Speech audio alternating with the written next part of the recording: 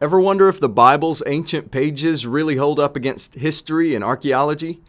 Today we're diving deep into that question. No filters, just an honest exploration.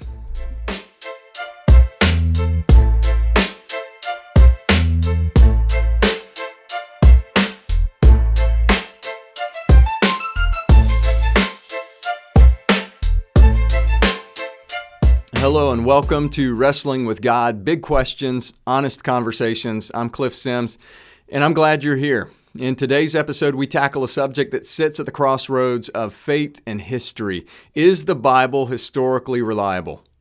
We'll explore the evidence from history and archaeology that supports and sometimes challenges our understanding of Scripture. Let's begin by clarifying what we mean by historical reliability. In simple terms, we're asking, did the events, people, and places described in the Bible really exist? And can we find external, verifiable evidence to support these claims? Whether you're a steadfast believer or a skeptical thinker or someone who still searches for answers, these questions strike at the very heart of what we consider truth.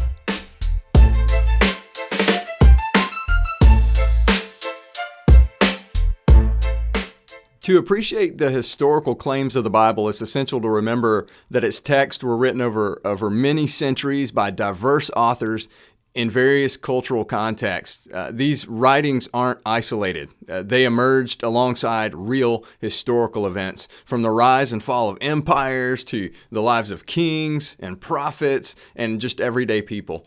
Ancient empires like the Assyrians and Babylonians, Persians, and Romans, they left a record of their own.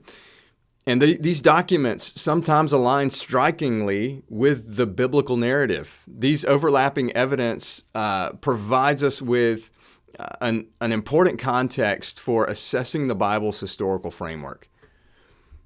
Now let's look at some of the key archaeological discoveries that have contributed to the conversation about biblical reliability.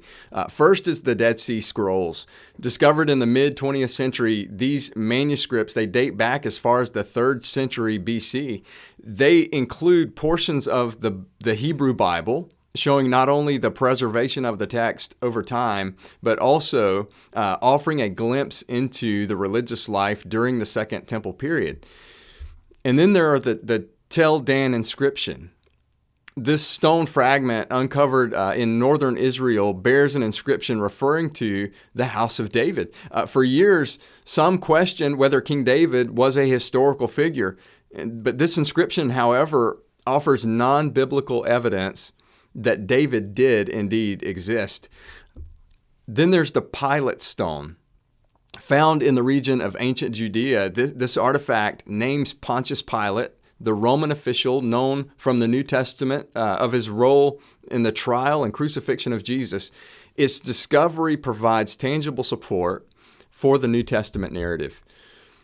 And lastly is excavations at ancient sites. So sites such as Jericho, Hazor, and Megiddo have revealed artifacts and archaeological remains that resonate with biblical descriptions of these once thriving cities. Although interpretations vary, these discoveries help illuminate the historical and the cultural backdrop of the biblical accounts. Each of these findings adds a piece to the puzzle, building a cumulative case for the Bible's historical grounding.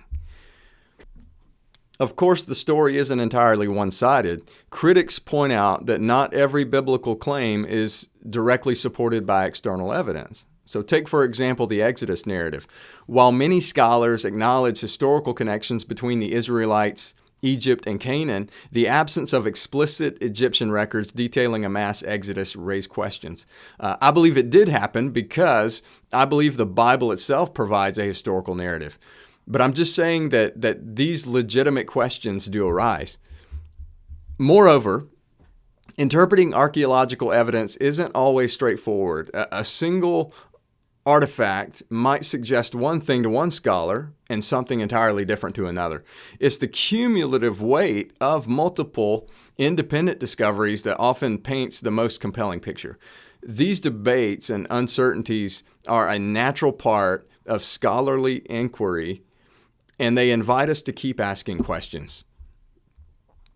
Examining historical and archaeological evidence isn't just an academic exercise, it has real implications for our faith.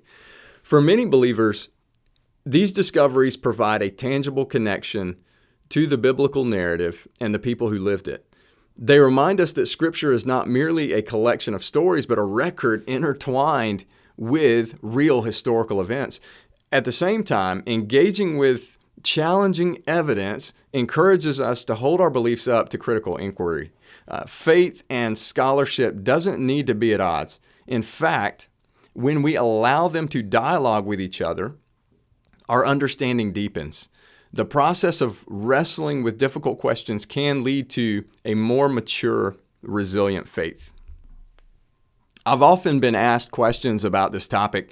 One common question is, how can we reconcile faith with the scientific method when interpreting archaeological data?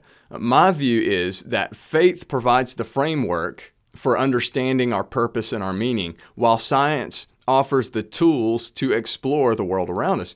Together, they help us see a fuller picture of history. Another question that I get asked is, what should I do if I encounter evidence that seems to contradict parts of the Bible?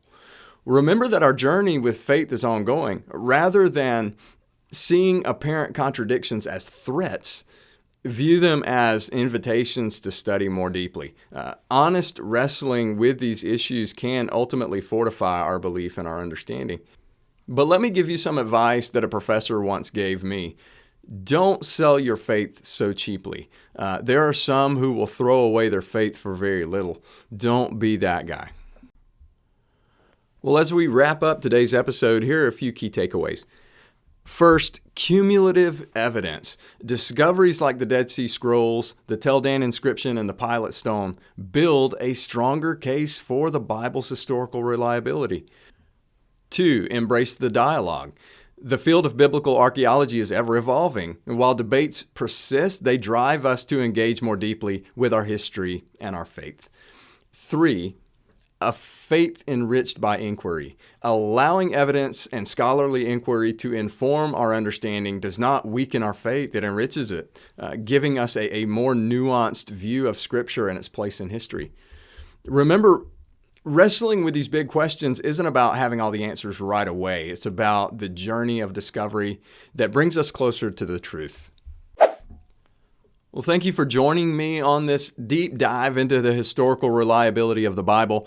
I hope today's discussion has sparked your curiosity and provided new insights for your own journey of faith.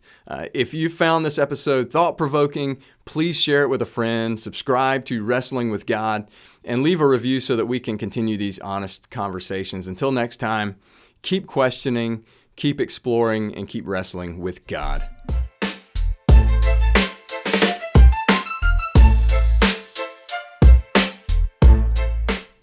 I'm Cliff Sims, and you've been listening to Wrestling with God, Big Questions, Honest Conversations. The music for this episode was provided by Beat Mechanic.